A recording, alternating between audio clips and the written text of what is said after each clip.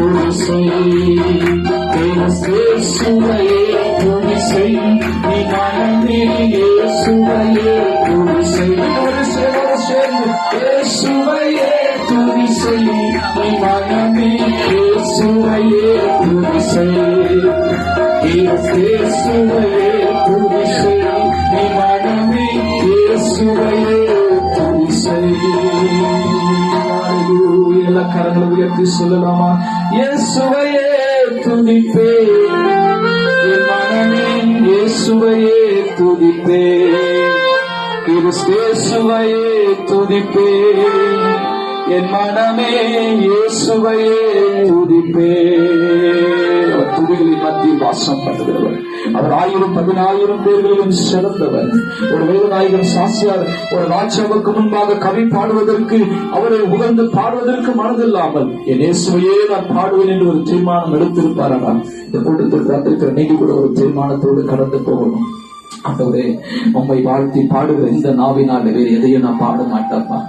ஆண்டவரே, வேறு எந்த புகழ்ச்சி எனக்கு தேவையில்லை. ஆண்டவரே, என்னென்ன காரியத்தில் வாய்க்க செய்கிற தெய்வம் நீங்க. ஆண்டவரே, வீட்டில் என்னென்ன காரியங்கள், எவ்வளவு காரியங்களை வாய்க்க செய்திருக்கிறாரே.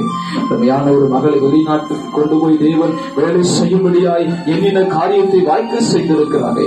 அருமையான மகளுக்கு குழந்தை வாக்கி வேண்டும் என்று கேட்கப்படுவது அவர்கள் என்னென்ன காரியத்தை தேவன் வாய்க்க செய்திருக்கிறாரே. அவன் பிள்ளைகளை நல்ல ஸ்தானத்தில் வைத்திருக்கிறாரே, உயர்ந்த இடத்திற்கு வைத்திருக்கிறாரே. அந்த ஆண்டவருக்கு நன்றி சொல்லி நாம துதிக்கலாமா? எல்லா கரங்களை உயர்த்தி உண்மை நாங்கள் துதிக்கிறோம் ராஜா, உண்மை நாங்கள் போற்றுகிறோம் அப்பா, உண்மை நாங்கள் வாழ்த்துகிறோம் இயேசுவே. கர்த்தர் செய்த எல்லா நன்மைகளுக்காக, எல்லா உபகாரங்களுக்காக இதே கரங்களை உயர்த்தி துதிங்க. கொஞ்ச நேரம் துதிங்க, கொஞ்ச நேரம் துதிங்க, கொஞ்ச நேரம் துதிங்க. ஆண்டவரே, அப்பா, நாங்கள் கேட்ட எல்லா காரியத்தையும் நீங்க செய்திருக்கிறீங்கப்பா.